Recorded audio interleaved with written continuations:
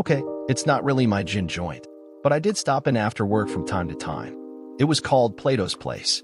It was my refuge, and I'd gotten to know Tony, the bartender, pretty well. I sure as hell didn't need him hanging around. His name was Eugene Whistler.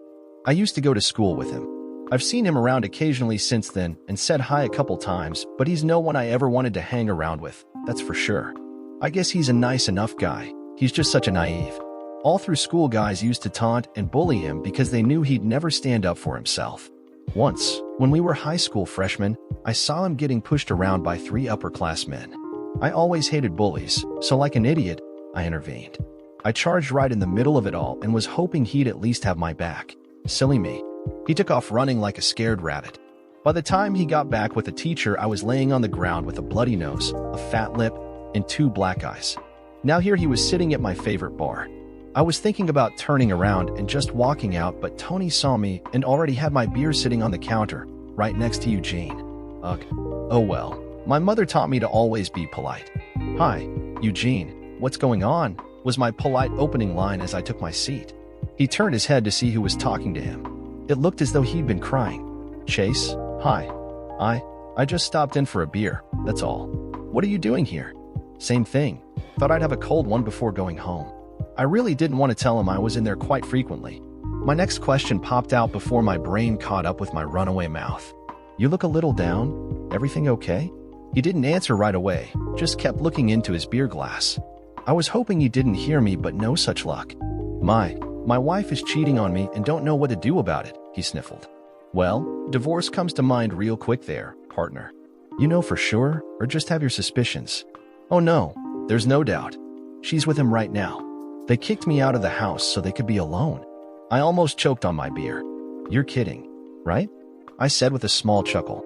I looked at him, waiting for the punchline, but he just kept staring into that glass. "They kicked you out of the house? Your house?" Shamefully, he nodded his head. "Yup, same old Eugene. He obviously hadn't learned a thing since high school. Damn, he was just so aggravating. I wondered how anyone could let something like that happen. This guy needs help, I told myself, but not from me. I wasn't going to get involved this time, not this time. "So, you're down here crying in your beer while your wife and some a-hole lover boy are screwing in your house, in your bed?" "Eugene." "Well, what can I do?" he interrupted, knowing what I was about to say. I just shook my head in disbelief. Not only hadn't he learned anything, he was worse. "What do you want to do?" I asked. "I want to go down there and kick them both out of the house, but you know I'm no fighter, Chase." Hell, my wife would laugh her head off while he kicked my bum, and besides that, I work for Lisa's dad. One word from her, and I'll get fired. Then I'd have no wife and no job. "Yeah, but you'd have something else that's a lot more valuable," I told him. He looked at me with a question mark on his face. "What?" "Self-respect," I said. I was getting so frustrated with this shit wipe, I was finding it hard to contain my anger. "You do know what that is, don't you? It's when you walk with your head held high. It's when you feel good about yourself. Do you feel good about yourself now?" He shook his head. "Not really." "Well, what's more important? Keeping a 304 wife who doesn't love or respect you? A job that you can't keep without throwing away your own self-esteem? Or being able to walk down the street looking people in the eye?" I thought sure my little raw speech would make him get off his duff and go charging home, but he just sat there. "Yeah, it's easy for you. People have always looked up to you. You've never been afraid of anybody, but I'm not like you, Chase. I'm not brave like you. I admit it. I'm a coward, have been all my life. Hell, I've never even been in a fight because I've always run away. I don't imagine there's much likelihood of me all of a sudden becoming brave at this stage of the game." By now my blood pressure had just about reached the boiling point. What a whiny little witch. I stood up, pulled a 20 from my wallet, and threw it on the bar. "For both of us," I yelled to Tony. He just nodded and continued talking to some cute blonde at the other end. "Come on," I almost yelled as I grabbed Numbnuts by the back of his collar and yanked him off the bar stool. Wait, where are we going?" I had him halfway out the door already. "To your house.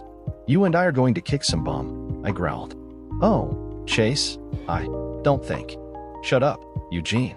Just get in the damn car and show me where you live." He was so scared during the drive, I was afraid he was going to pee himself while sitting on my leather seats. Once we got to his place, he reluctantly led the way inside. "Where's the bedroom?"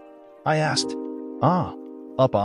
Up the stairs, down the hall to your left." But, come on, I snarled as I grabbed him by the shirt and pulled him along. As we got to the top of the landing, I looked down the hall. They didn't even have the decency to close the door. Still holding Eugene by his shirt, I marched into the bedroom. They were so engrossed they didn't see us until we were right on top of them. Eugene's wife started to scream just as I snarled my fingers into Loverboy's golden locks and dragged him from the confines of her worn-out box and off the bed. He surprised me a little by twisting around as much as he could and throwing a right cross at my head. The problem was I had a good hold of him, and he couldn't turn enough, so his punch landed on the back of my shoulder. I wasn't about to let him get in a second shot. With Eugene's 304 still screaming her head off, I twisted him around and gave Romeo a solid blow in the solar plexus. That took the fight out of him real quick.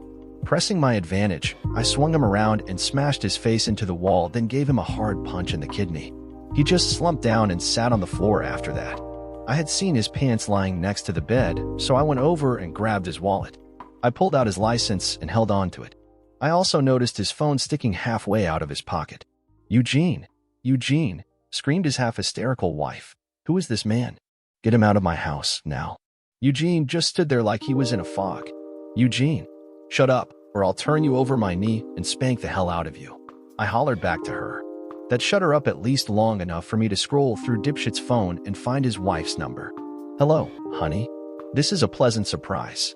Mrs. Cutter, this is going to be a surprise, but I'm afraid not a very pleasant one. Who is this? Why do you have my husband's phone? Is he okay? Has something happened? I looked over at the a-hole who was still barely moving. Well, to answer your questions, I'm a friend of the man whose wife your husband has been banging.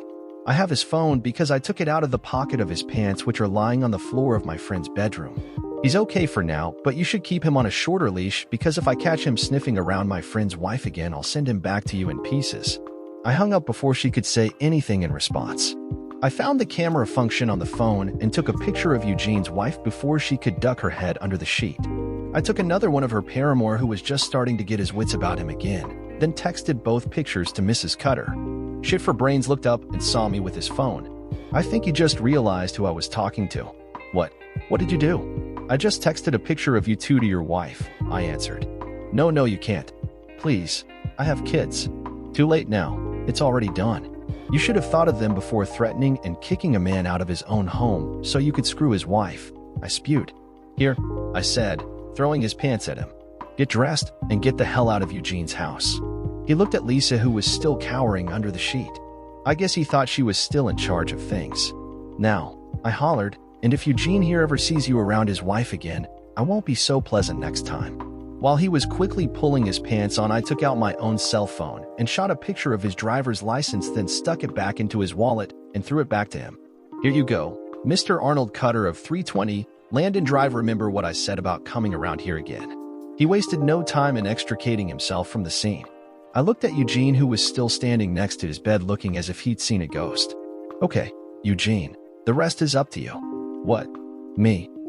Of course, I can't do everything for you. You married her. You deal with her, I said. That's it, screeched the shrew. I'm calling the police. And tell them what? That your husband came home with a friend and found you in bed with another man? Go ahead. Maybe the local paper will pick it up and print it in their police blotter. I can see the headline now. Daughter of grocery store owner found in adulterous love nest. Yeah, I recognized her as soon as I saw her. Lisa Schultz, at least that was her maiden name. She was a year behind us in school.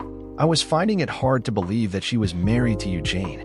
Her dad owned 2 grocery stores in the area, and she used to parade around like she had been decreed Queen Lisa. Fine, she replied in a huff. Will you at least leave the room so I can get dressed? Eugene, you go with him. I looked at her coward husband and saw his shoulders start to sag. I think he was so used to following orders he didn't even realize he was doing it anymore. Eugene, this is your house, your bedroom, and your wife. I'm going downstairs, but if I were you, I'd stop taking orders and start giving some. With that, I turned and went back downstairs. I could hear her screaming at him, so I thought I'd grab a beer from the fridge and wait to see who emerged victoriously. Of course, there was really no question, but I'd stick around anyway in case he needed a ride to the hospital. I had no doubt she could take him. I sat at the kitchen table and listened. Mostly all I heard was Lisa, but every once in a while I'd hear Eugene raise his voice. I wondered how many times in his marriage he'd done that. I was almost done with my beer when things seemed to be quieting down. I kind of expected her to come down the stairs dragging his body behind her, but when she appeared from around the staircase, she was alone. She glanced around until she spotted me, then headed in my direction. If looks could kill, not even a defibrillator could have saved me. I figured Eugene was probably dead on the floor above me, and now she was coming for me. I sure hoped I could take her. "What did you say to him?" she growled. "Not much. Just that if he ever wanted to walk with his head held high." She cut right in. "Huh, that'll be the day," she scoffed. I continued. "I told him that if he ever wanted to walk with his head held high, he'd have to dump your cheating prick." I sneered back. "Well, thanks to you, he's up there packing. I hope you're satisfied." I looked at her with what I hoped was a smug expression. "Yeah, I'm pretty satisfied." "You think you're so smart, don't you?" "Well, I guarantee you, he won't be gone long. I give him 3 days at the most. Then he'll come crawling back on his hands and knees, and when he does, I'm going to make his life a living hell. And he'll have you to thank for it." I just maintained the self-assured grin I had on my face, but in my mind I wondered if she was right. I'm sure she knew him better than I did. Suddenly, I wasn't so self-assured. About that time, Eugene came downstairs with a suitcase. I saw him through the doorway, but Lisa had her back to him.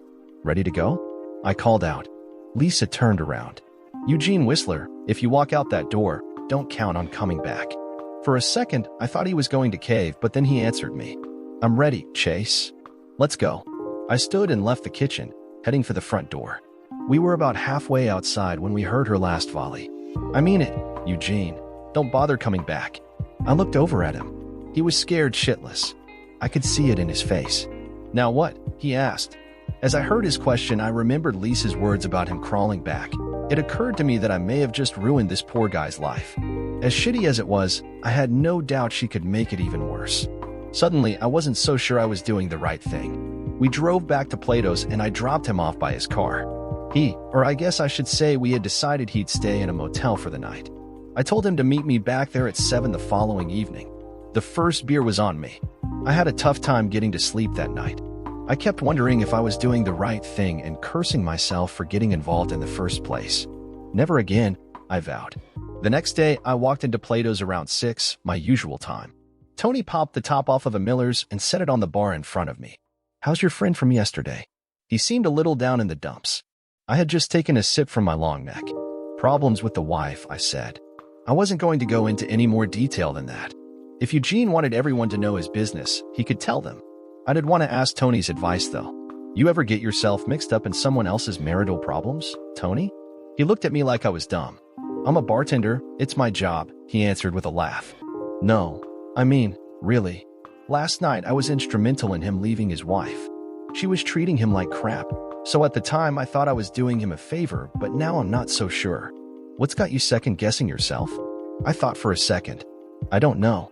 I mean, what right did I have? She's not my wife. Thank God," I joked. I guess it was her confidence. She was so sure he'd go crawling back to her. If he does, she promised to make his life even more miserable than it was before. I probably shouldn't have gotten involved in the first place. For all I know, he's on his knees groveling at her feet as we speak.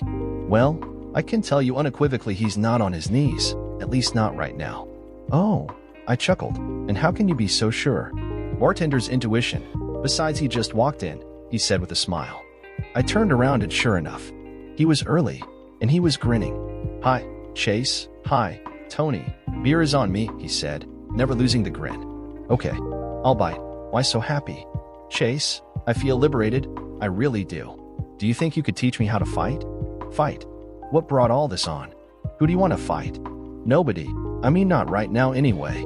I just want to learn how to defend myself, just in case, you know. It should have been me throwing that guy out of my house yesterday, not you. It should have been me. Next time." I didn't like the sound of that. "Next time? You thinking about going back to Lisa?" He looked at me, and for the first time since I'd known him, instead of fear, I saw anger in his eyes. "Are you kidding me? The way she treated me? No way. Never," he said emphatically. I got a sense of relief. Maybe there was more to Eugene than I thought. Maybe he just needed a kick in the bum. He continued. "No, I'm just tired of backing down all the time. I stood my ground today, and it felt good. I want to keep doing it." "Stood your ground? What did you do? Tell her off?" "Lisa? No, I haven't even talked to her. No, I stood up to her dad for the first time. He was so shocked he forgot to fire me," he joked. "Really? Actually, it was better than that. He's not going to fire me. He stopped by the State Street store this afternoon. That's the one I work at. When he called me into his office, I figured that was it.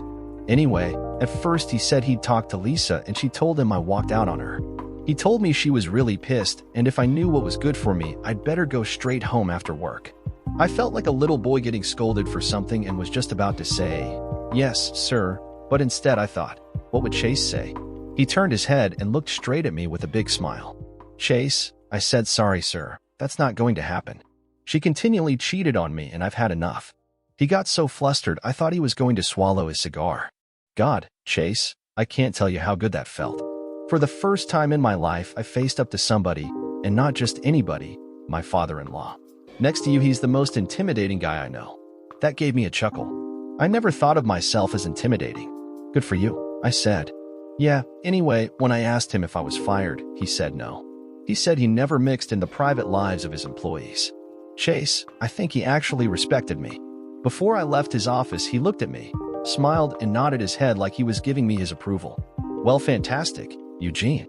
See, it feels good to earn a little respect, doesn't it? Yeah, it sure does. Now what about it? Will you teach me to fight? Eugene, I don't think I'm the one you want to teach you. Hell, I've probably lost more than I ever won. There are all kinds of places that teach that stuff. There are martial arts schools, self-defense courses, even gyms where you can go and learn to box. If you want to learn to fight, you should go to a professional. Yeah, maybe you're right, he said. We talked for about another hour before he called Tony over so he could pay for the beers, then left. Still think you did wrong? Tony asked. You heard him, huh? I caught bits and pieces of the conversation. He's walking on cloud 9 right now. Yeah, who knows, he might even turn out to be an okay guy. I glanced at my watch. Geez, I gotta get out of here myself. I have a date with Mel tonight. Ah, Mel, short for Melanie, the love of my life. Well, figuratively speaking, of course. We've been going out for the last 6 months, which to date was the longest-lasting relationship I'd ever had. She wasn't the most gorgeous girl in town, but she had a petite, little body that drove me nuts. She also had a great sense of humor, something I'd found lacking in a lot of women. In addition to all that, she was smart and really seemed to like me. I liked her too, but to tell the truth, the word love just never seemed to fit into my dating vocabulary. I'm not sure if I'm just not capable, or if it's that the right girl has yet to come along, but so far I've never truthfully told any girl that I loved her. Mel's about as close as I've ever come. Who knows, maybe in time. I said so long to Tony and lit out for home. I grabbed a quick shower, changed clothes, and was knocking on Mel's door with 2 minutes to spare. We were supposed to go out for dinner then to a movie, after which we'd wind up either back here or at my place for some nookie. When the door opened, my chin nearly hit the floor. She was dressed in red. That in itself was not surprising. Red was a good color for her. She always looked good in it. It was what she was wearing. Standing in front of me was a vision in scarlet. The red satin corset tightly hugged every curve of her killer body. It accentuated her hourglass figure and pushed those oh-so-lovely mounds of delectable flesh up so they billowed out over the top. On the bottom of the corset were 4 garters attached to red, silky smooth nylons, and in between was the smallest little red triangle of material that just barely covered the honeyed smooth slit of her box. Topping it all off was a pair of red 4-inch heels. You know what they say about not being able to think when all the blood is reassigned from the big head to the little? Yeah, well, I have no idea how long I stood there with my mouth hanging open, but I vaguely remember following her inside and feeling her dainty fingers undoing the buttons of my shirt, then my belt buckle. Why, Chase, I do believe you're happy to see me. In that moment, I gathered all the suaveness I could and replied, aha. Come on, said Mel, guiding me toward the bedroom. Let's finish this in comfort. After a short time and a few kisses, I propped myself up on my hands and hovered over her, looking into those gorgeous blue eyes. I knew I couldn't hold out forever, but I was determined to bring her with me. We have wild and amazing sex. I didn't see Eugene again until later the following week. Tony gave me a heads up as he walked in behind me. Hi, Chase. Well, it had been a full week since he'd walked away from the shrew, and he was still smiling. How's it going, Eugene? Still living life as a bachelor, or did she reel you back in again? I was half expecting him to tell me they'd made up, but he surprised me again. I told you, Chase, I'm never going back. I filed for divorce 3 days ago. I'm pretty sure they served her today. She's been calling my cell every 5 minutes since 11 o'clock this morning. I thought sure she'd come down to the store and make a scene, but she didn't. Really? You're really serious, aren't you? You're actually going to divorce her? Yeah, it might take a while. My attorney said she could drag it out for a year if she wants to. Hopefully she'll just be glad to get rid of me and sign the papers. How did you two ever get together, anyway? She was always strutting around like little Miss High and Mighty. No offense, Eugene, but you're not exactly what I'd call a catch. I don't really know, to tell you the truth, he said, after thinking for a few seconds. I was working in the store during the summer and after school in my senior year. She used to come in and see me all the time. She was nice in the beginning, probably the only girl who ever was nice to me. Now, thinking back, she most likely just wanted someone she could boss around, and I fit the bill. I'll say, I mumbled under my breath. So when did she start bringing guys to the house, or did she always do that? No, last week was only the second time she did that. I think she's always been cheating on me, though. She never let me touch her, that's for sure. She'd say she was going out with the girls all the time, then come home at 1 or 2 in the morning with her lipstick all smeared. Her hair would be a mess. Half the time her blouse would be undone. If I said anything, she'd go into such a tirade, it just wasn't worth it. I knew there was no way she was going to stop anyway, no matter what I said. I just shook my head. How long have you guys been married? The year after graduation. He looked at me and kind of shrugged his shoulders. Like I said, she was the only girl who was ever nice to me. I never really even asked her. One day, when we were in the mall, she dragged me into a jewelry store and pointed to an engagement ring, saying she wanted that one, he said with a snicker. Okay, so now what? I asked. Sounds like you're serious about the divorce. What are you going to do after that? You still going to work for her old man? Yeah, I was thinking about that. I don't know. Lisa would be able to come into the store and harass me anytime she wanted to. I don't know what I'd do if I quit, though. I mean, I started out as a stock boy. Mr. Schultz made me a manager when I married Lisa, but I'm still nothing more than a glorified stock boy. Who's going to hire someone my age who's been a stock boy all his life? He had a point. Well, what about going into business for yourself? Do you have any hobbies or anything like that? Maybe something you can do to make some money. He didn't say anything. At first, I thought he was trying to think of something he could do, but when he looked around to see who might overhear him, I realized he had something in mind. He was just ashamed to talk about it. I can't tell you, he said with a sigh. It'll just reinforce what you already think about me. You'll think I'm a sissy. Hell, I knew he was a sissy. I couldn't think of anything that would make me think he was more of a sissy than I thought already. What? Come on, Eugene. What? You collect women's panties or something? What? He couldn't look me in the eye. He dropped his head and took another quick glance around to make sure nobody was in listening range. I make dollhouses, he mumbled. It took every ounce of self-control I had not to break out laughing, but I know he could see laughter in my eyes. Yeah, I know, he said. I told you, you'd think I was a sissy. They're pretty nice, though. They're very detailed. I made one for the neighbor's little girl, and she loves it. For a second, I wondered how the heck I wound up sitting next to a guy who let his wife kick him out of the house so that she could screw somebody else, and on top of that, made dollhouses? Why do I get involved? Why? Which reminds me, do you know anyone with a truck I could borrow? I snuck into the house when Lisa was gone and got the rest of my clothes, but I have a bunch of tools and things in the garage I still have to get.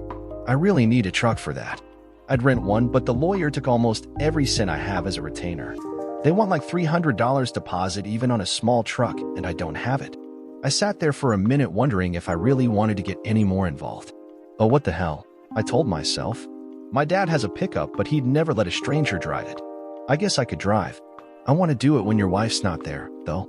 Yeah, me too, he grumbled. Thanks, Chase. That'd be great. How about next Tuesday about 7:30? Lisa will be at her folks' house. At least that's where she says she goes every Tuesday. I never checked, but it wouldn't surprise me if she didn't have another boyfriend stashed somewhere. I couldn't help shaking my head again. This guy had lived minus his balls for so long I couldn't see how he'd ever grow a pair. Yeah, I said, trying to keep the disgust from my voice. I have to ask, but I'm sure it'll be okay.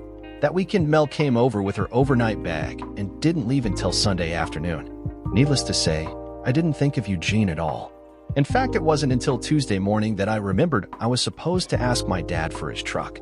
I drove over to Dad and Mom's after work, picked up the pickup and headed over to Plato's to meet Eugene.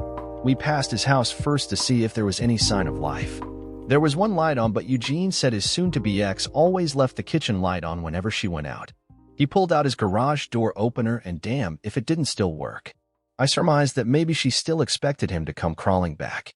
The rising door cleared the way for my headlights to illuminate the empty space where Lisa's car would normally be parked, but it wasn't until the overhead light was turned on that I was pleasantly surprised. Eugene had a woodworking space all set up. It was small but impeccably laid out and organized. I turned the ignition off and climbed out of the truck to go take a closer look.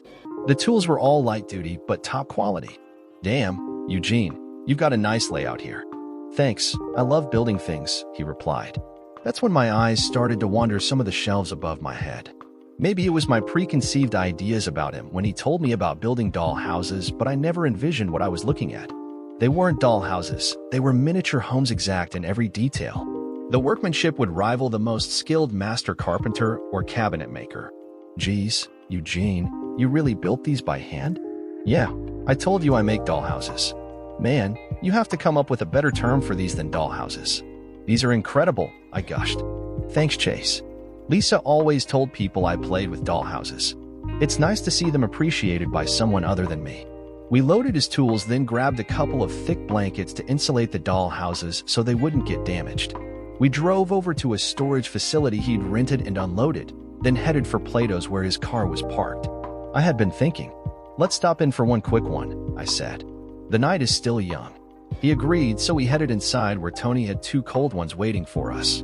I know someone who might be able to help you, I told Eugene. My girlfriend, Mel. She has a BA in marketing. She just might be willing to help you come up with a marketing plan for those doll houses. Really? You really think I could make money selling them? I don't know. They sure are nice. I don't see why you couldn't. How long does it take to build one? Oh, a couple of days, sometimes 3 if it's a real complicated one, he told me. Okay. Don't quit your day job just yet, I warned him. I'll talk to Mel over the weekend and just see what she thinks. We finished our beers and split for home. Eugene was still staying at the motel but was talking about finding a small efficiency apartment. I had to give him credit. So far he'd stood his ground. On Thursday, I got a call from Mel. Every once in a while she'd meet her girlfriends for drinks on a Friday night. The following was going to be one of those nights. I was disappointed because our weekends usually started out on Friday night, but it actually gave me some time to figure out some kind of surprise. The weekend before, she showed up at my door with her suitcase and spent the whole weekend with me. The week before that, she met me at her place wearing that red lingerie. I had to come up with something for her. Since I wasn't going to see Mel until the following day, I stopped in at Plato's on the way home from work, Friday. Hey, Tony, you know anyone that has a killer recipe for Eggs Benedict? It was Mel's favorite breakfast, but she was very particular about how they had to be prepared, so she didn't really order them that much. Yeah, he responded, me. Really? I'd like to cook them up for my girlfriend tomorrow morning, but she's pretty fussy about how they're cooked. Absolutely. When they're made the right way, they're delicious, but if you screw them up, they're flat and tasteless. First, you need real Canadian bacon, not ham. The eggs have to be cooked so the yolks are still runny, so they mix with the hollandaise sauce, and that has to be thick and tangy. You top it all off with a black olive. I was impressed. Damn, Tony, that's exactly how she likes it. Could you write it all down for me? I'll pay you for it.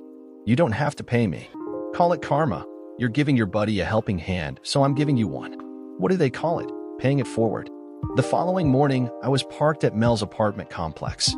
I checked the grocery bags one more time to make sure I had all the ingredients I needed, then debated whether I should ring the doorbell yet or not. I knew she probably wanted to sleep in a little after being out with the girls, but I didn't want to wait too long or she might already have had her breakfast. I waited until 8:30 before ringing her bell.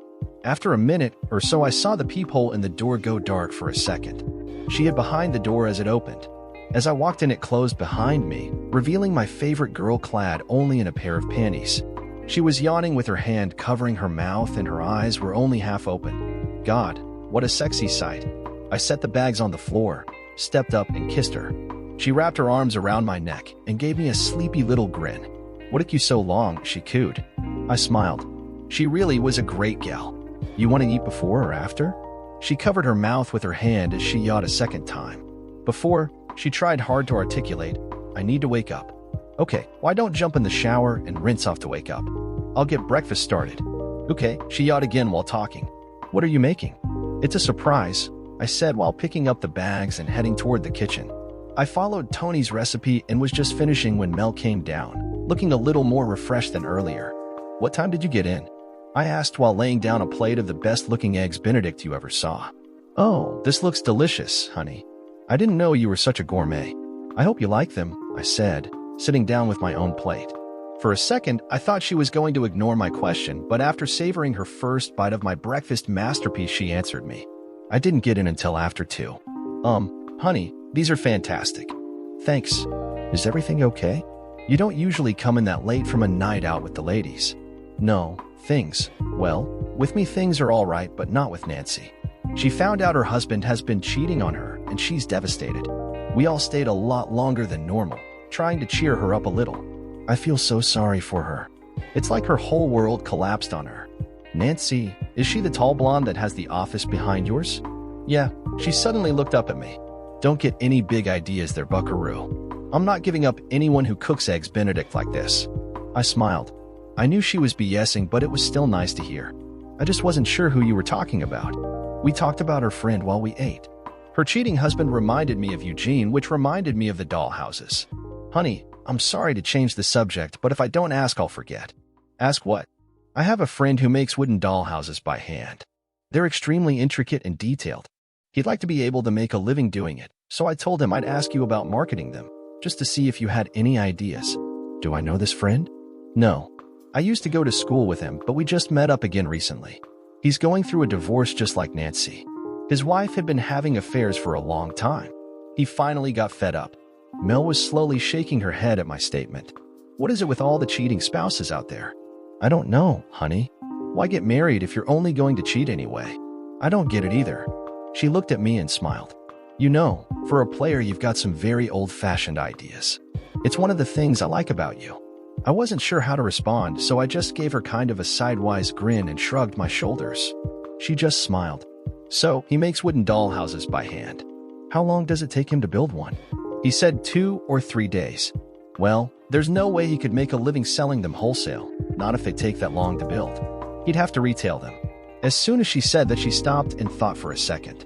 "Actually, maybe he could market them as a one-of-a-kind type thing to a niche clientele, maybe through a broker. He'd get a lot more out of them that way. I'd have to see some, though. I wouldn't even talk to any brokers unless I knew what I was talking about." "That's no problem," I told her. "He moved out of his house, but he has a couple in a storage unit over on Dempster." Mel got a mischievous look on her face. "Of course, if I help out your friend, I'll expect to be paid for my services. In remuneration, I expect some extra time with you eating at the Y." Now it was my turn to grin. I have never been happier to pay a debt. "Good. Then you can start right now," she declared. "Are you staying the night?" "Yeah. I have some clean clothes in the car." "That's my man," she commented with a chuckle. "Why don't you call your friend and see if we can meet him at his storage locker tomorrow sometime? I'd like to see these dollhouses. Then meet me in the bedroom." With those parting words and an evil smile, she left the kitchen and headed toward the bedroom. I quickly pulled out my phone and called Eugene. We arranged to meet the next day at 2. With that done, I sprinted toward Shangri-La, ready to start Mel's compensation. I stripped off my clothes in the living room before even getting to the bedroom. When I walked in, I acted as if I was looking for someone. "Let's see now," I said, out loud. She said she'd be the naked one. "Oh, I think I see her." Mel giggled. "Will you quit clowning around and get on down here?" she said with a big smile. Eugene was anxiously waiting in his car when we pulled up. I introduced him and Mel before he unlocked the storage locker. Mel took a look, and I knew she was having the same reaction I had the first time I saw them. "Oh my God, Eugene, you made these yourself? They're absolutely gorgeous." "Thanks. I've been making things since I was a kid. I started making doll houses about 5 years ago, but it's just been a hobby. Chase was the one who thought I might be able to sell them." "Okay, I've seen enough," said Mel, after looking over the second model. "How many of these can you make in, let's say, the next 2 or 3 weeks? But they have to be this quality. No shortcuts." "Ah, well, I've got a problem right now. These lockers don't have any electricity. I need someplace to work that has power." "How big of a place do you need?" "Oh, it doesn't have to be big. This would be big enough in size if it had electricity." I could see the wheels turning in Mel's head as she glanced around the room. "Okay. The apartment complex where I'm staying has garages just about this size. I rent one for my car, and they do have electricity. I guess my car could stay outside for a while, at least until you can find another place to set up." Eugene was almost overwhelmed with gratitude. He couldn't stop thanking her. I got the impression he hadn't had a lot of nice things done for him by other people before. I guess that means I have to borrow my dad's truck again, I interjected. Do. The timid Eugene started to emerge again. Do you mind, Chase? No, not at all. If Mel believes in you enough to let her Lexus sit outside, then I believe in you too. I could see tears welling up in his eyes as he tried to speak. I don't know how I'll ever thank you, both of you. No one's ever been nice to me like this. He finally got out. We made plans to get his tools over to Mel's, then she and I headed over to Denny's for a late lunch. That man is so sweet, Mel remarked on the drive over. Yeah, he's a nice guy. I just wish he had some balls. He used to get picked on constantly in school, even by kids smaller than him. They could do anything they wanted to him, and he'd never fight back. Shit, his wife literally kicked him out of his own house so she could screw her lover, and all he did was cry and whine about it. I thought you said he was divorcing her? He is, now. I think I might have had something to do with that. I'm proud of him, though. So far he's sticking to his guns. Some people just don't like confrontation, I guess. Not everyone can be a he-man like my Chase, she said with big smile. Clowning around, I lightly beat my chest with my fists and did a quiet Tarzan yell. That got a laugh out of her. He may not be a tough guy, but he sure is talented. Those dollhouses are something else, she said. Don't tell him yet. I don't want to disappoint him if I can't pull it off, but I may know just the person to sell those for him. Jason Truel. He's a broker that deals in nothing but high-end specialty items for the rich and powerful. This is just the kind of thing he might be interested in. That Tuesday, we moved Eugene's stuff and set it up in Mel's small garage. He was as excited as a little kid, and we all three went out to eat afterward. We talked about dollhouses for a while, then Mel changed the subject. So, Eugene, Chase tells me you're in the process of a divorce. I'm sorry to hear that. Any chance of you and your wife getting back together? No, none, he answered. You know what they say, Eugene. If you fall off the horse, you have to get right back up again. I was wondering just where Mel was going with this.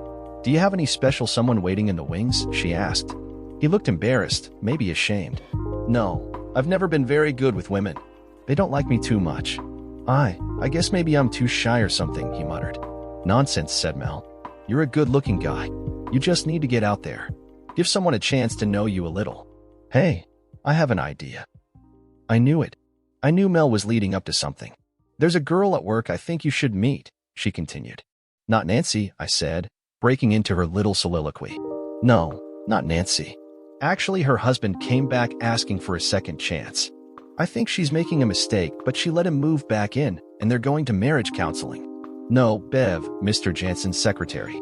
She's cute, intelligent, personable, and single. I looked at Eugene. He looked scared again, but Mel was relentless. What to say, Eugene? Maybe we could double date, she blurted out before I could stop her. I didn't mind helping the guy out, but I wasn't too keen on him tagging along with Mel and me. Unfortunately, there wasn't much I could do. The invitation was out there. I saw Eugene's eyes brighten right up. Yeah, double date with you and Chase? Well, you really think she'd like me? Mel continued to get us in deeper. I don't know, but there's only one way to find out. What do you say? I can see if she's free, and if so, we can set something up for this Friday. It didn't surprise me when he jumped at the offer. Once again, I reminded myself to never ever get involved in someone else's affairs. Since I wouldn't have a chance to stop in on Friday night, due to our double date, I stopped off to converse with Tony over a beer on Thursday after work. As soon as I sat down, he served my beer with a question. You got a new squeeze? He caught me off guard. A new squeeze? As in girlfriend? No, why would you think that? He leaned his elbow on the bar as he talked. Some chick's been in here every night this week looking for you. What's she look like? About 5'6", bleached blonde hair, maybe 10 or 15 pounds overweight, but not bad.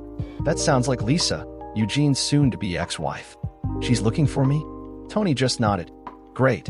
The next time she comes and tell her you haven't seen me and heard I was hanging out in some other bar, but you don't know which one. Maybe you should tell her. She just walked in and is standing right behind you, he told me with a slight chuckle.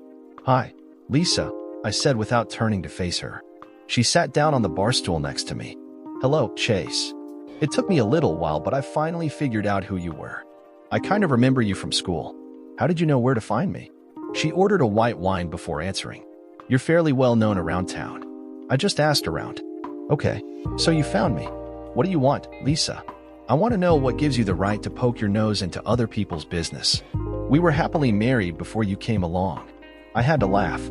Maybe you were happily married, but your husband sure wasn't. Let me ask you a question. What gives you the right to treat him like he was shit under your shoe? He's my husband. I can treat him any damn way I want, she spewed. Maybe so, but he also has the right to walk out anytime he wants, I responded. That seemed to set her back on her heels a little. Look, I didn't come down here to argue with you, Chase. I want you to tell Eugene all is forgiven so he can come home. I know what I said about making his life miserable, but I'm not mad anymore. I promised to treat him better. Like, I was going to believe that. Lisa, you know he's still working at your dad's grocery store. Go tell him yourself. I can't. My dad forbids me to go into the store to talk to him. He's afraid I'll make a scene. I think he's kind of pissed at me. Look, Lisa, according to Eugene, he's not interested in crawling back to you, as you so kindly put it. You blew it. Accept it and move on. Okay, I blew it, but he listens to you. I just want you to tell him I deserve another chance. I promise I'll treat him better. No more other men. Sorry, Lisa, I'm afraid I don't believe you, and I doubt that Eugene would either. What do you care? Anyway, you're daddy's only little girl. You'll have money for the rest of your life. I'm sure there are a ton of guys out there that would sell their manhood for a taste of the good life. She sighed and slumped her shoulders. I miss him. I miss having him with me. You should have thought of that before driving him away. She looked at me with anger in her eyes. He wouldn't have gone if it hadn't been for you. The least you could do is put in a kind word for me. You're wrong there, Lisa. All I did was give him a kick in the pants. He would have left you eventually anyway. Eugene is finally starting to find himself. Leave him alone. Go ruin someone else's life. I could see the anger in her eyes intensify. This isn't over, she snarled. She downed the rest of her wine in one gulp and left. Tony came right over. Wow, you really let her have it, my friend. You heard. Oh yeah, I didn't miss a word. Is she really that big of a witch? Worse, I replied. She was on her best behavior just then, I joked. I stayed, nursed a couple beers and talked to Tony until 10, then went home.